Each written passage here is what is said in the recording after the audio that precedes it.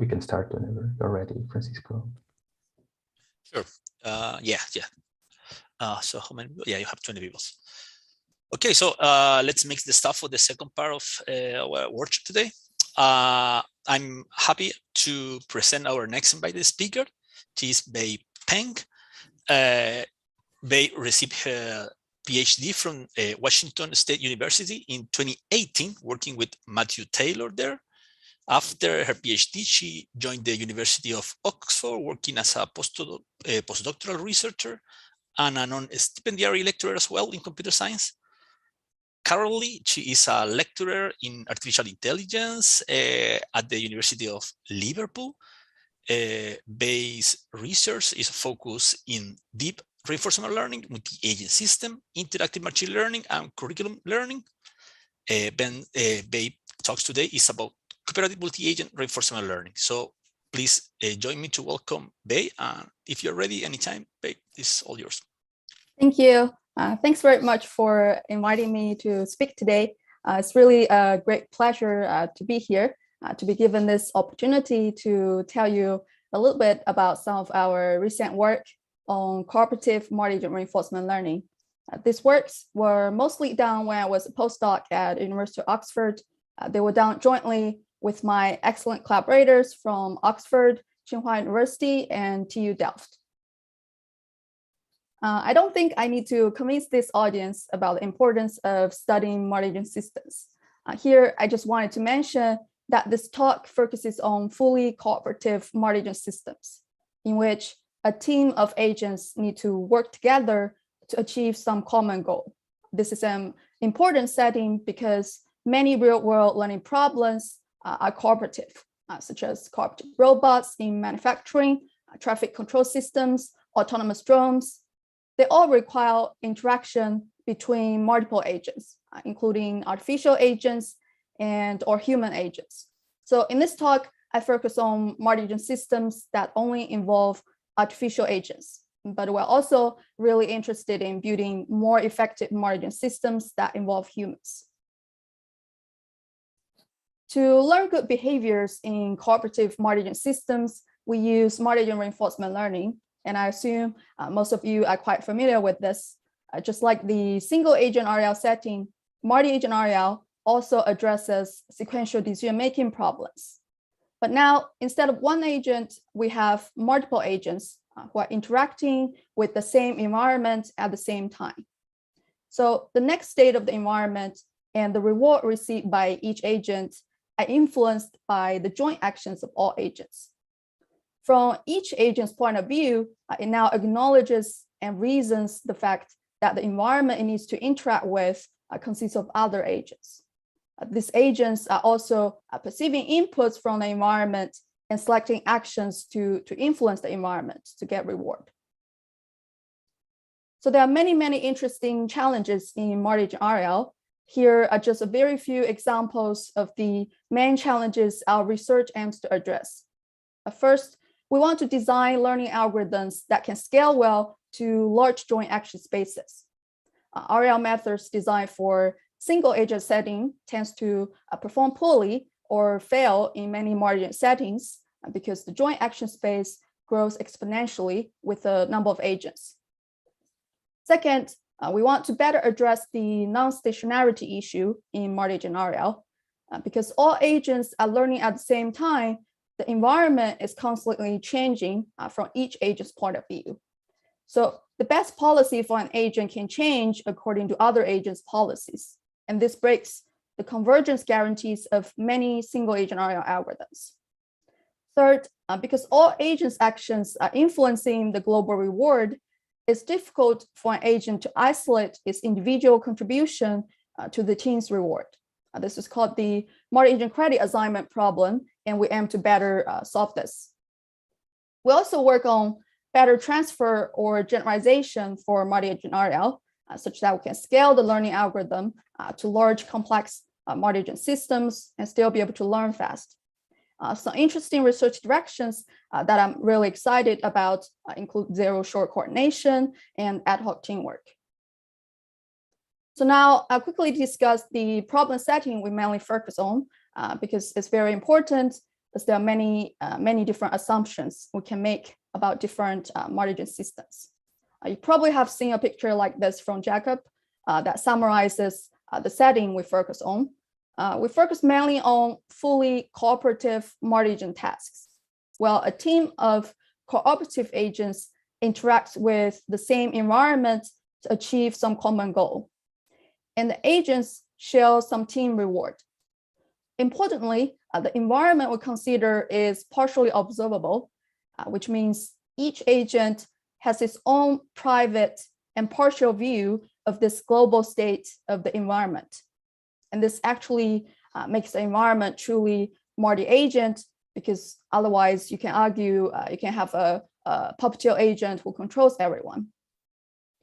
In addition, we use the paradigm of centralized training with decentralized execution to learn policies for the agents. And I'll explain what do I mean by this shortly. So how can we formalize this problem setting? In a single agent case, we know that we can formalize the area problem as an MGP. We have a set of states, a set of actions, the transition function, the reward function, and the discount factor. The agent's goal is to learn a policy that maximizes its expected total discounted return. Many RL methods estimate the value function or action value function to estimate how good it is for the agent to be in a particular state, or how good it is for the agent to take a particular action in a particular state. So one minor thing I wanted to point out here is that we use U to represent actions here, because later we use A to refer to the agent. Now, to extend this to a cooperative margin task with partial observability, we can model it as a decentralized, partially observable Markov decision process, a Dec-POMDP. Other than the elements in MDP, we now have three new elements. A specifies a set of N agents. O is the observation function, conditions on the global state S and agent index A, and generates an individual partial observation Z for each agent. Generally, each agent can condition its behavior on its own action observation history tau A. And the goal for the learning algorithm is to learn a set of decentralized policies, pi A. Here, we say the policy pi A is decentralized because each agent A can only choose action UA based on its own action observation history tau A, not on other agents due to partial observability. To solve a Dec-POMDP, we can use different methods. We usually use the centralized training with decentralized execution paradigm. We know that because the environment is partially observable, agents must learn decentralized policies, which means during execution, each agent must select its individual action based on its own individual local observations. But during training, the training itself can be centralized if we assume the learning process can be done in a simulator or some lab setting. And this can offer some important nice benefits. First, the learning algorithm can have access to the global state information that might be available during training, but hidden during execution. And this can help overcome the partial observability too. Also, agents are free to share anything during training process, such as their observations, actions, model parameters, and so on. When using this paradigm, the centralized training with decentralized execution paradigm, there are some open challenges we focus on addressing. First, we study how to fully take advantage of this centralized training phase. So how to better leverage the extra information available during training, but hidden from the agent during execution. This is still an open question because in many multi-agent RL algorithms, this extra information available during training is still not most effectively utilized to form a cooperative policy for the agents. And this can lead to poor coordination between the agents sometimes. So we aim to study how to better exploit centralized training. Second, we investigate how to better extract decentralized policies that are fully consistent with their centralized counterpart. To properly capture the effects of all the agents' actions, many margin-area methods learn a centralized action value function that directly conditions on the global state and the joint actions of all agents. However, this doesn't offer an obvious way to extract decentralized policies for the agents. Value function factorization is widely used to address this problem, but most of this type of methods suffer from some representational limitation. And finally, we also study how to better represent and learn the joint value function or joint action value function that most multi-agent area methods learn. So now I present one multi-agent area algorithm we developed recently to address mainly the third challenge, how to better represent and learn the centralized action value function.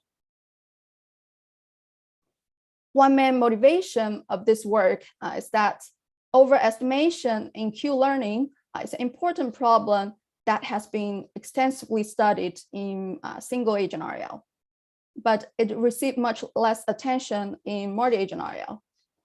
We know that when learning the value function, the overestimation problem can happen because of the max operator used in the bootstrapping target. The max operator approximates the maximum expected value with the maximum estimated value. This can lead to overestimation simply because the expected value of max xi is larger than or equal to the maximum expected xi. So here xi is a random variable representing the q value of action I given some state. And in DQM, overestimation is mainly because of the function approximation noise.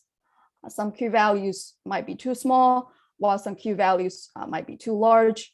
But this max operator will always pick the largest value, making it sensitive to overestimation.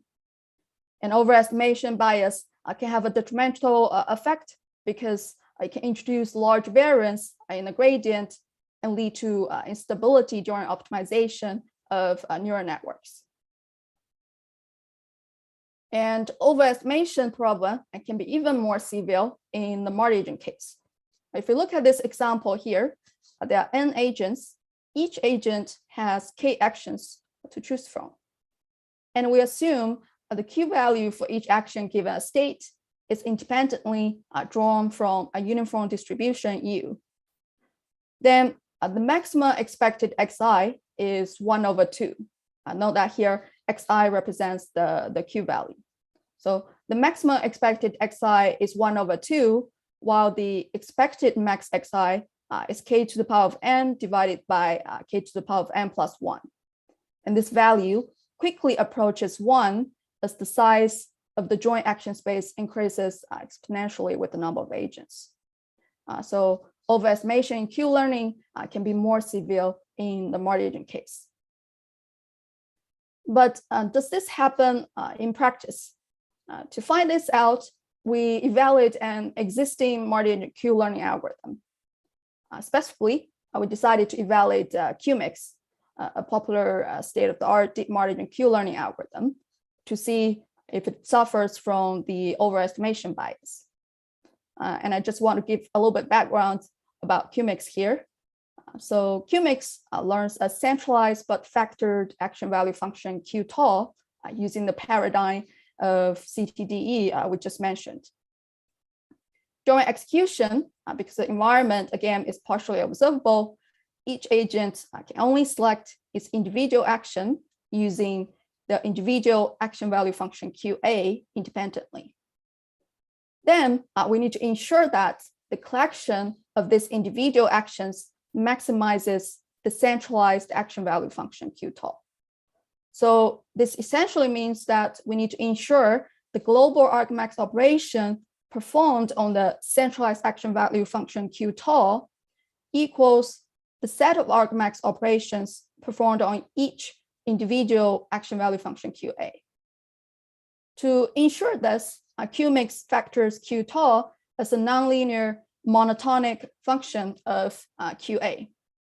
So here, function Fs is constrained to be monotonic in per agent utilities QA. And this function is approximated by a neural network with non-negative weights. So figure B here in the middle shows the overall QMIX architecture. For each agent A, there's one agent network that represents its individual action value function QA. Then there's a mixing network that takes the agent network outputs QA as input, and then mix them monotonically to produce the value of Q tau. So figure A gives a closer look at the mixing network structure. It's basically a feed-forward network. And the weights of the mixing network are generated by separate hypernetworks, which are shown in red here. These hypernetworks take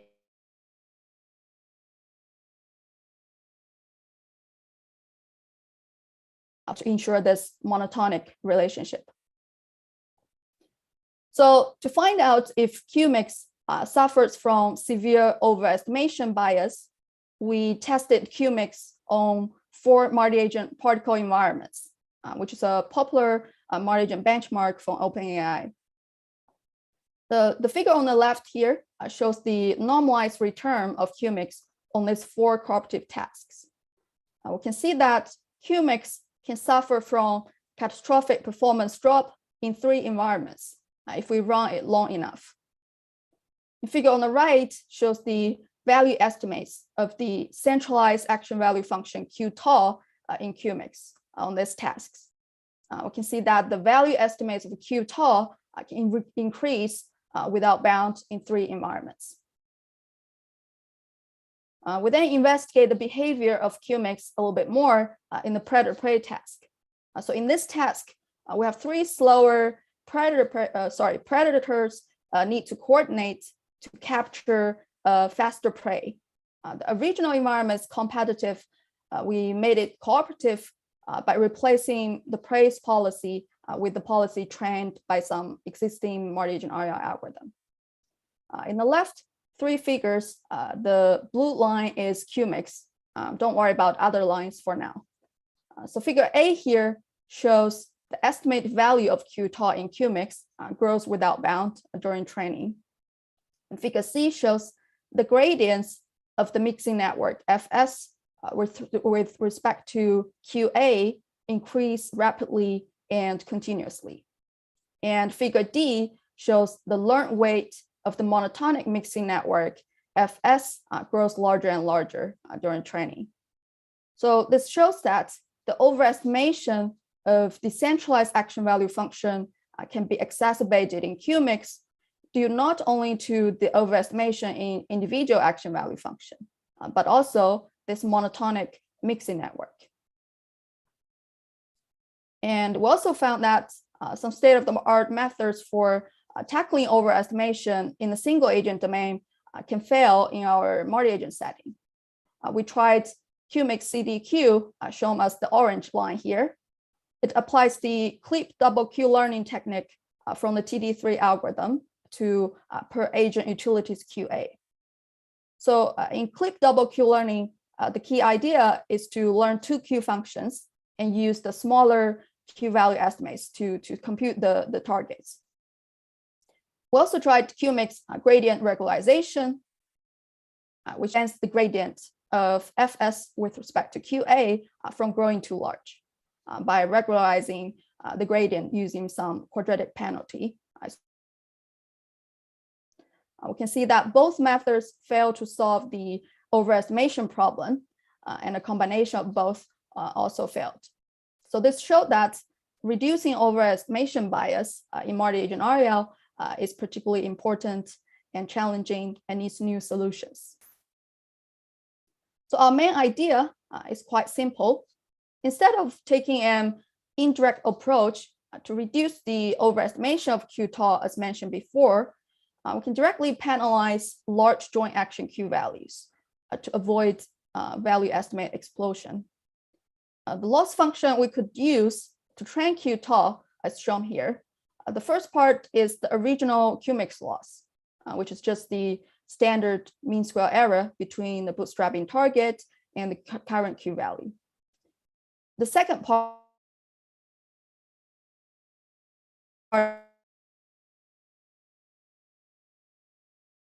it can push the value of Q-tau towards 0, yielding some large estimation bias and hurt performance. So to better trade off learning efficiency and stability, we introduce this baseline, BSU, into the penalty to constrain Q-tau to not deviate too much from this baseline. And lambda is the regularization coefficient. It's a hyperparameter that needs to be tuned. So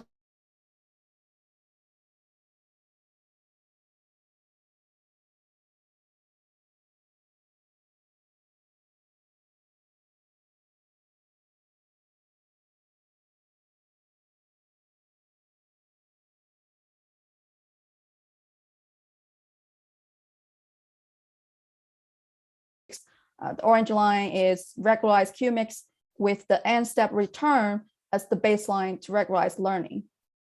The value estimates of Q-tau in both methods grow extremely large. So using the n-step return as the baseline doesn't really help us address the problem. We think this is probably mainly because the n-step return still involves estimating Q-tau. So we decided to use the discounted return, starting from state S as the baseline to regularize learning. This allows the value estimates to remain grounded by real data without involving estimating Q-tau. So this corresponds to re-QMIX, the blue line in the figure. We see that re-QMIX effectively avoids particularly large value estimates.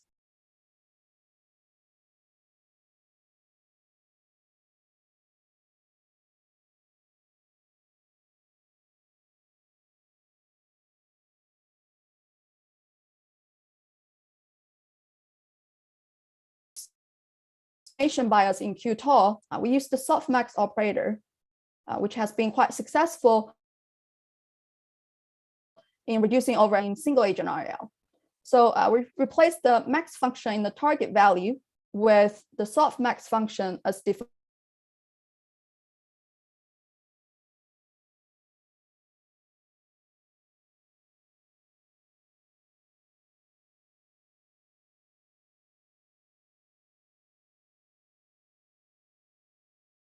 Operator.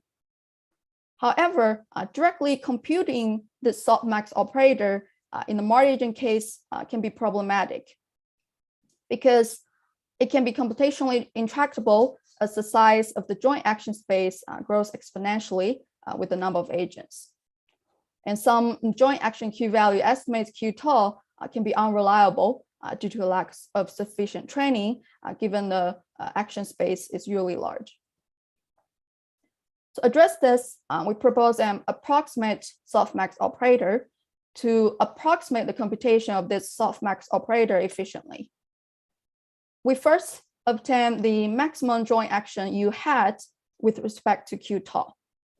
Recall that with methods like QMIX, we can get the maximum joint action by taking the greedy action with respect to each individual Q. And the resulting policy is guaranteed to maximize Q-tau. Then we construct the joint action subspace U hat. The way we do this is that for each agent A, we consider K joint actions by changing only agent A's action while keeping all other agents' actions fixed. The resulting action set of agent A is denoted UA. And the union of UA forms our joint action subspace U hat. Then we use this joint action subspace rather than the original full joint action space to compute the approximate Softmax operator. So the computational complexity of our approximate Softmax operator is linear instead of exponential in the number of agents. And also the joint action subspace U hat we form consists of joint actions that are close to the maximum joint actions. So it reduces reliance on unreliable joint action Q values due to a lack of sufficient training. We call our final method REST deep margin Q learning. And when we apply REST to QMIX, the figure here shows that REST QMIX can achieve better value estimate regularized than QMIX. So the final loss of our REST method is shown here, where we penalize a large Q tau that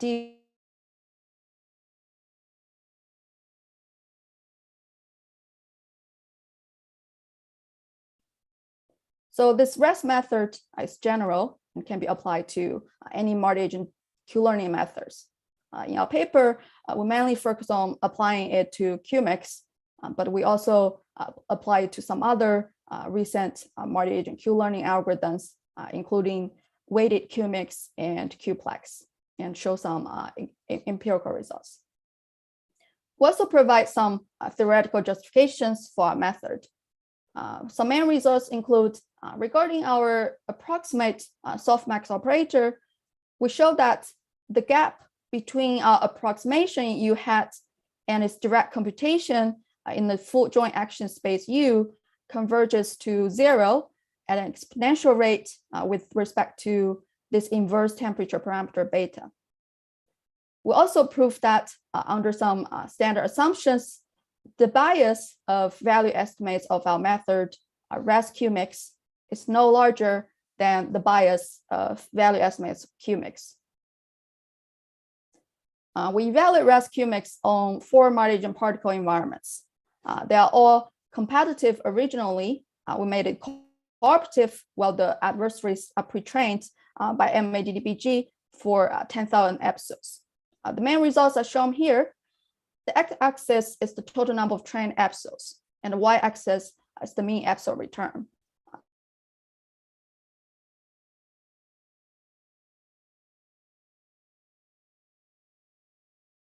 Environments, QMIX suffers from catastrophic performance drop. Actually, some other baselines, such as QTrain, weighted QMIX, QPlex, also suffer from a large performance drop in some environments. And our method, REST QMIX, achieves stable learning in all these environments.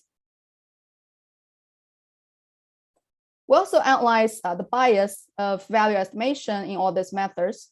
Here we just show the result in the prey task. The x-axis, the number of trained episodes, the y-axis is the normalized bias of value estimates. So the lower, the better. You can see that QMIX, the purple line, suffers from large and rapidly increasing overestimation bias. But our method, REST QMIX, which is the blue line, achieves the smallest bias and mitigates the overestimation bias of QMIX. We also scale our method to more complex tasks, the StarCraft multi-agent challenge benchmark, which is a very popular and challenging benchmark for multi-agent RL research. The SMAC tasks basically consist of different combat scenarios in which 2 groups of units are placed symmetrically on the map and need to fight against each other.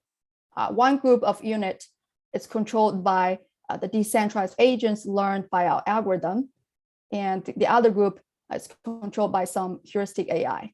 So the agent's goal is to win the combat. That's why the y-axis, we show the test win rate. So the higher, the better. We show the results on 4 different maps here. We can see that REST QMIX still provides some consistent performance improvement over QMIX. So there are many additional experiment results I didn't include here. You can check our paper if you're interested.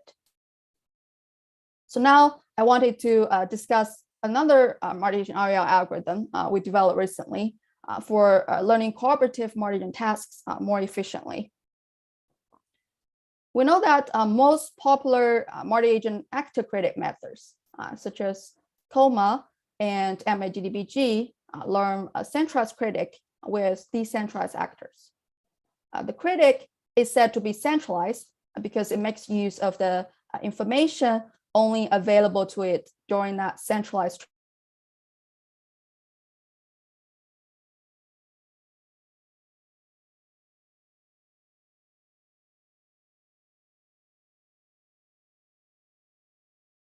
So the centralized action value function, this actor critic methods can represent is not restricted in practice as they significantly underperform value-based methods like QMIX on the challenge SMAC benchmark.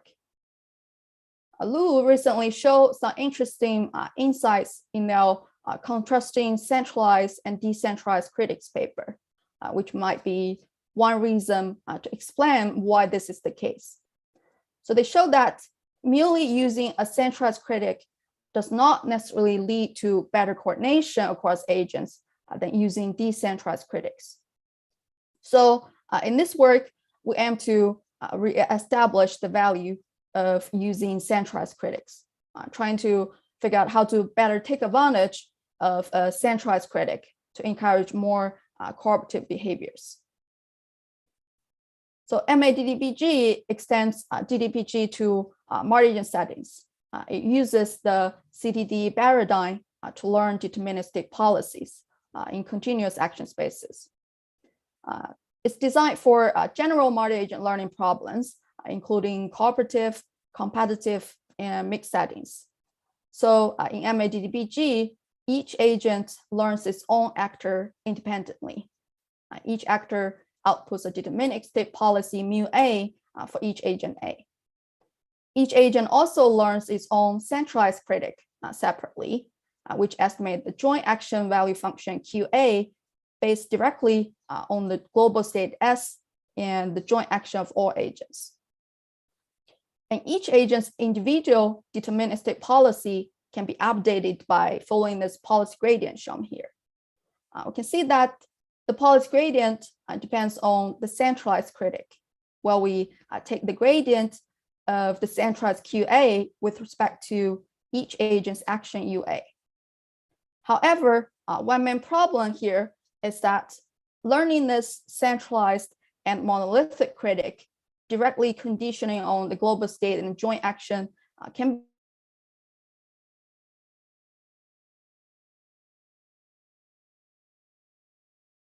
states could both get quite large. To address this issue, we can simply use value function factorization in the multi-agent actor critic framework, in which we learn a centralized but factored critic. Compared to learning a centralized and monolithic critic, learning a centralized but factored critic can have two main benefits. First, it can potentially scale better to tasks with a larger number of agents and or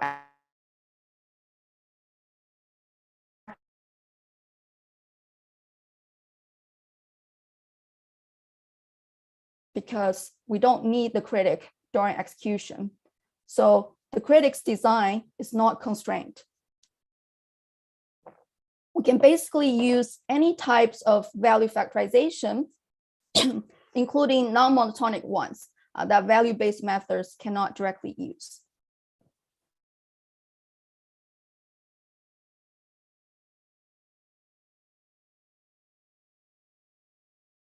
Linear monotonic function parameterized as mixing network with parameters phi as in QMIX.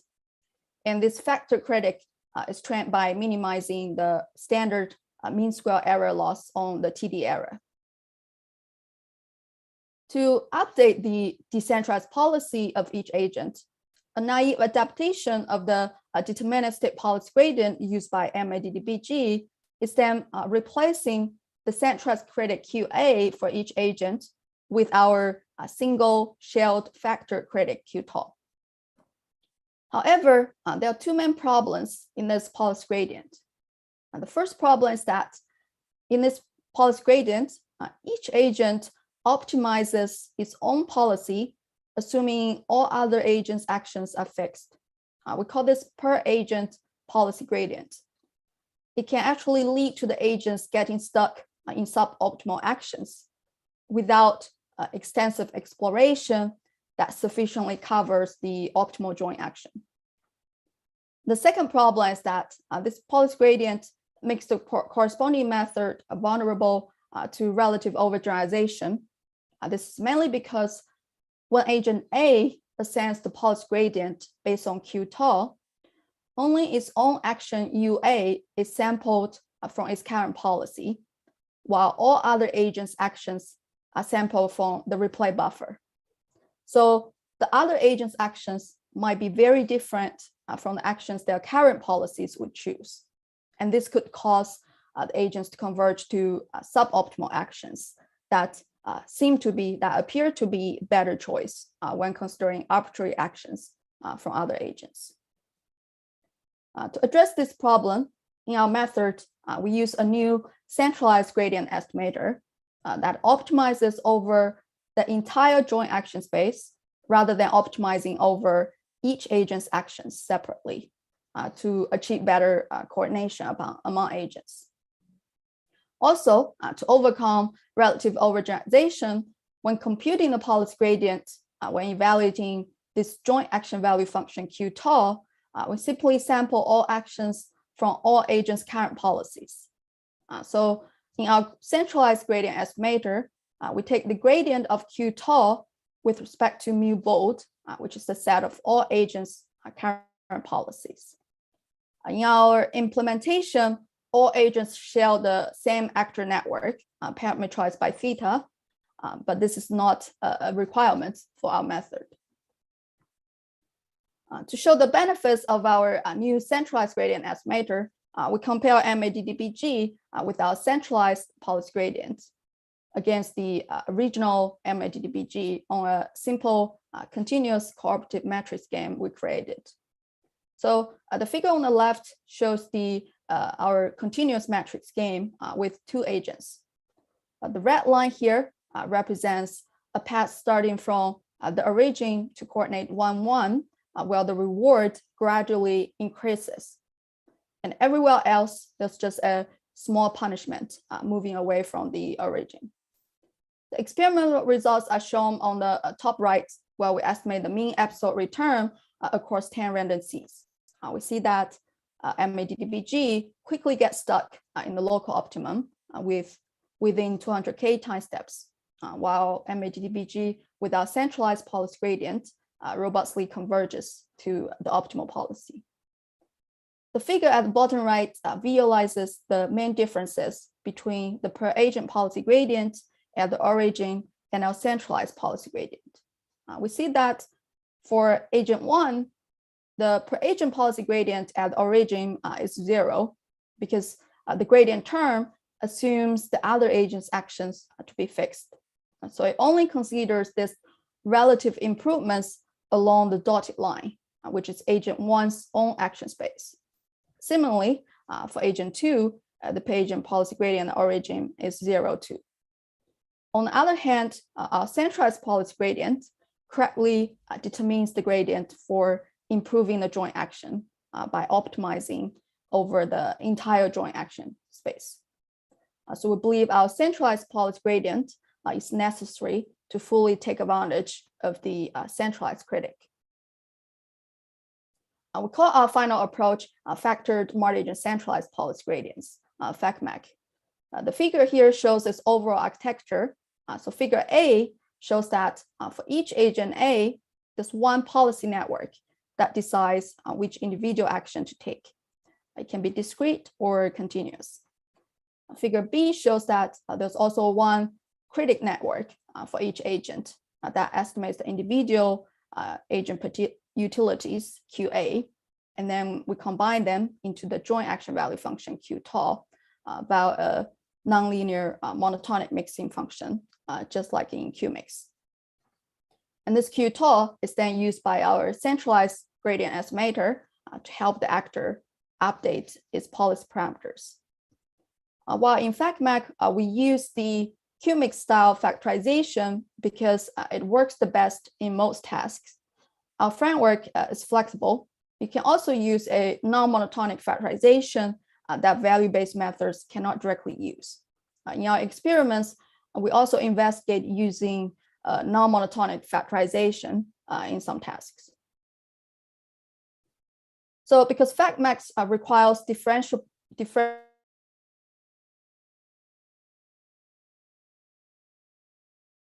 categorical distribution, is not differentiable.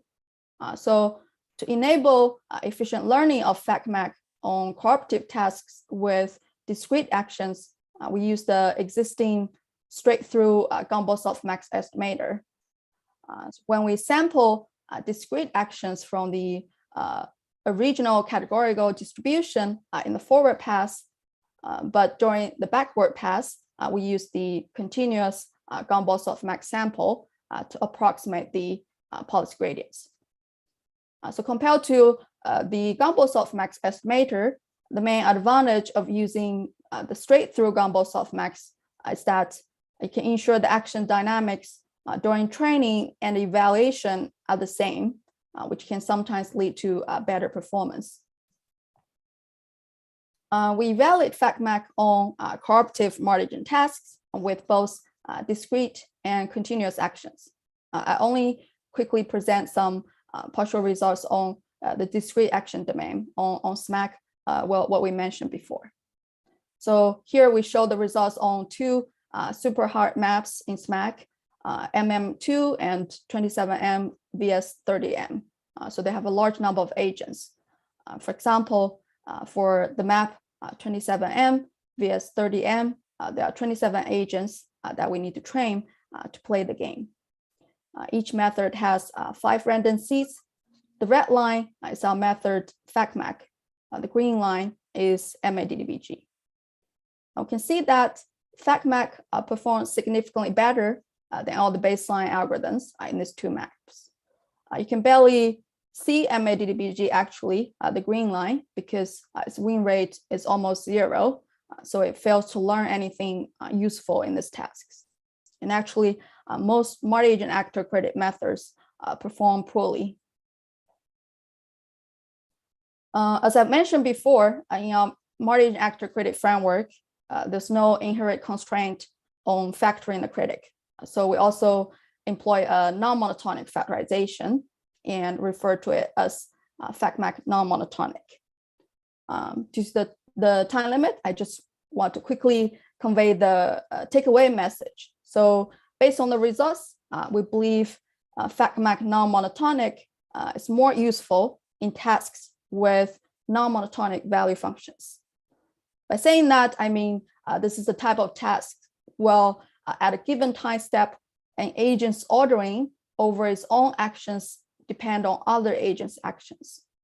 So that's where the representational limitation of this monotonic factorization can make it fail in this type of tasks.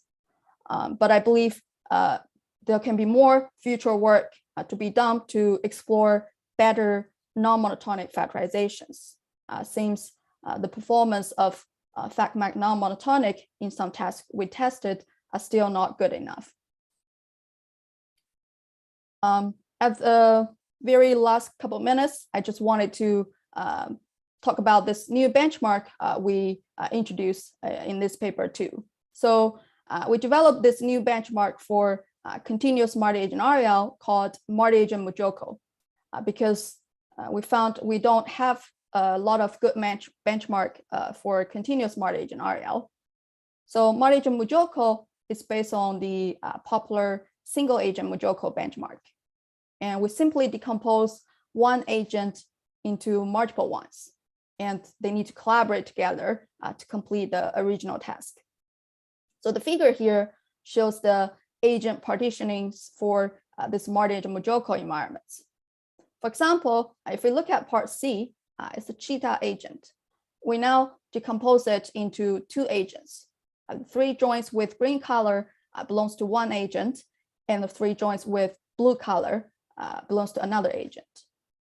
You can also decompose it into 6 agents, in which each agent has 1 joint, like in part D.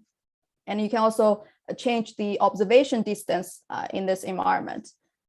For example, I can set it to be like each agent can only see 1 neighbor, 2 neighbors, or not any neighbors, and so on.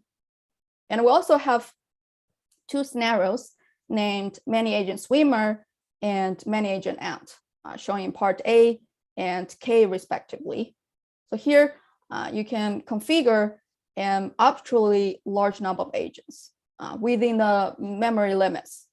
So each agent controls a consecutive segment of arbitrary length. So we believe this benchmark is well suited for studying decentralized robotic control. And we hope it could stimulate more progress in continuous smart agent RL. So that's all I wanted to cover in this talk. Thanks for your attention, and I'm happy to take any questions now. Thank you very much, Bei, for your interesting and insightful presentation. I would like to open the microphone in case there is any question for Bei. Can I ask a question? Please, absolutely. Hi, that was very interesting talk, especially as you went through the last slides with the decomposition. I thought that offers a very nice motivation to what you're doing, perhaps more than like traffic scenarios where there is some competition anyway. So here you really see the role of cooperation, yeah, or joint agents. Yes, I wanted to ask you about how you model observations. Is you model them independently for each agent? I wonder if you're studying coordinated observations and ways to share, to communicate and share the observations. I know you have a training phase and a execution phase, but I wonder if you can do that online, like agents can actually talk. So you didn't mean this benchmark, right? You mean no, the previous one. Yeah, sorry. Yeah. So you mean how to model observations? So you have already noticed, yeah, these two works I presented, we assume there's no communication between agents. Right. And because we assume the environment is partially observable, we focus on that kind of tasks. So during execution, yeah, the agents cannot share their observations with each other.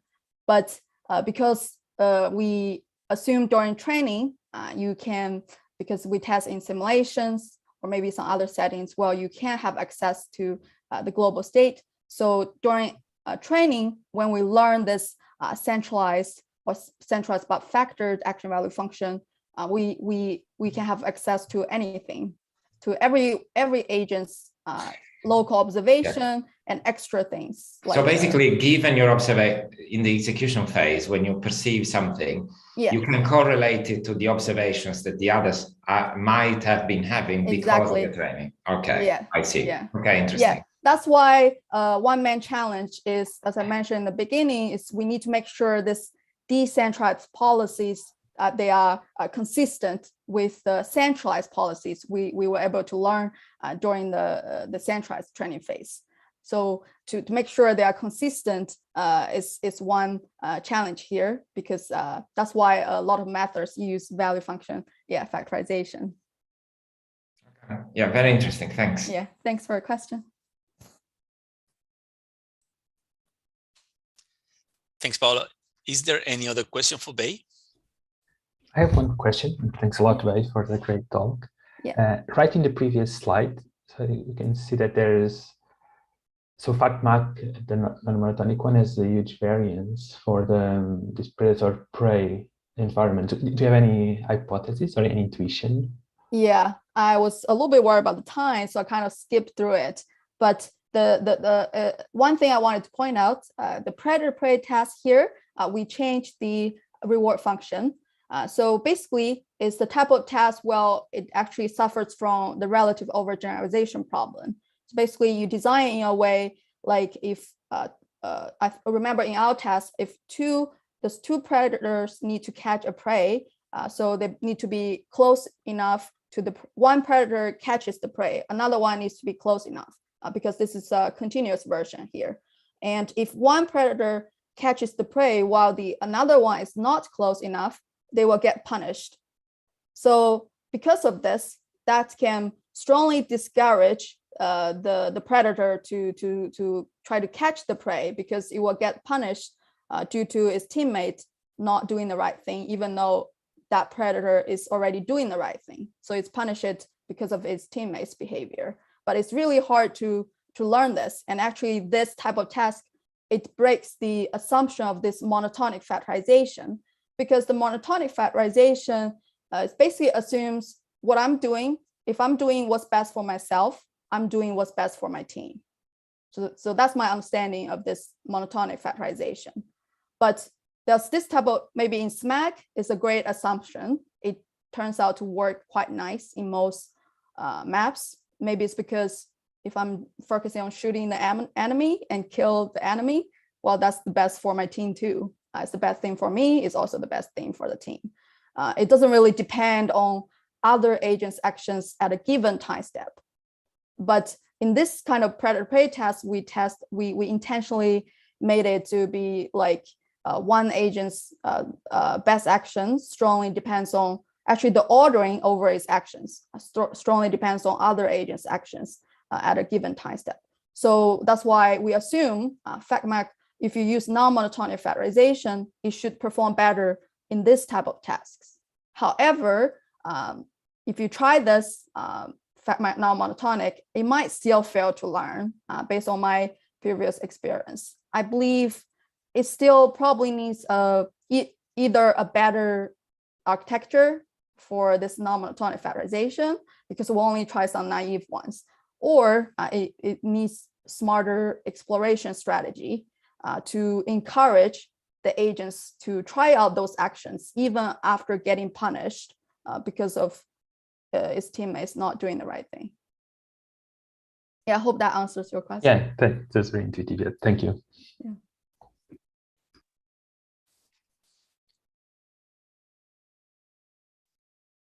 Any more question? Meanwhile, maybe Bei, I do have a question. When you were explaining the regularized softmax, you mentioned that you penalize from penalize the gradient from a baseline. Actually, you may have mentioned something about this, because actually was my computer which got stuck in that part. Oh, sorry. No worries. Yeah. But my question is about the baseline. This baseline is computed. Is that the one computed through the softmax? No, is that correct? Or I missed something there?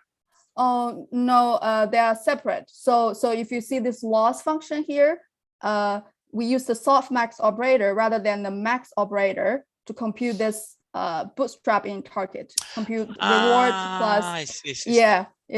Probably didn't explain it clearly, but the regularizer, the baseline we added is R as U at the end. Oh, so am I showing the right thing? Sorry. There is the regularizer. Yeah, here. Yeah. So R S U, that is the regularizer, and we use the discounted return. So they are separate. There are two things we change to mitigate the overestimation bias, because we found if we only use this regularizer, it still suffers from the overestimation problem sometimes. Okay, I see. Yeah. And I have a next question. Yeah. It's about the multi-agent MujoCo. I think it's quite interesting, actually, environment for experiments. As I see, this can be used in cooperative multi-agent environment, but as is proposed now, could not be used in cooperative multi-agent environments. It's that correct? You think it's possible maybe to use it anyway, or somehow easily extended to that?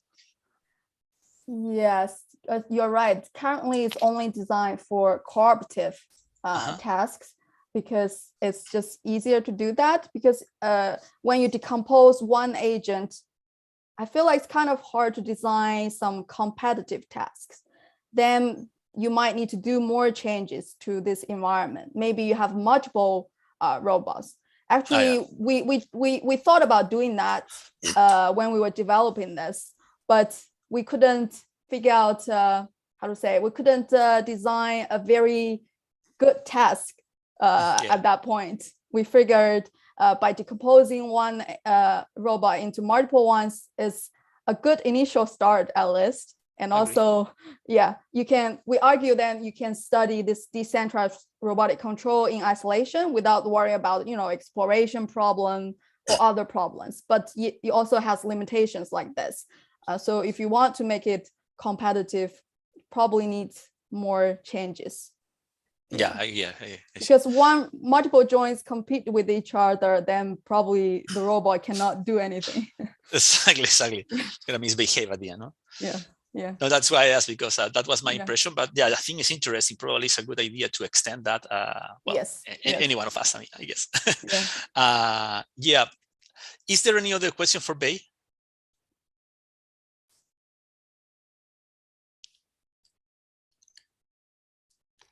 Well, if not, I would like to thank Bei again for joining us and for her presentation.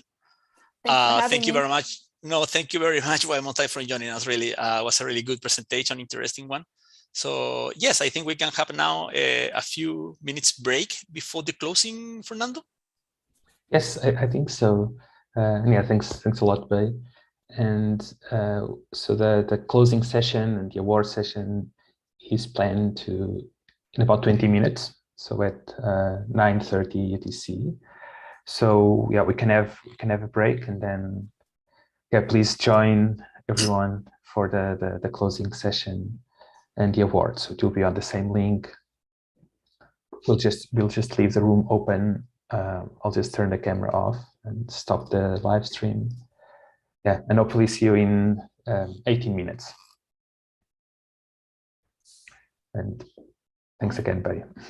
Thank you.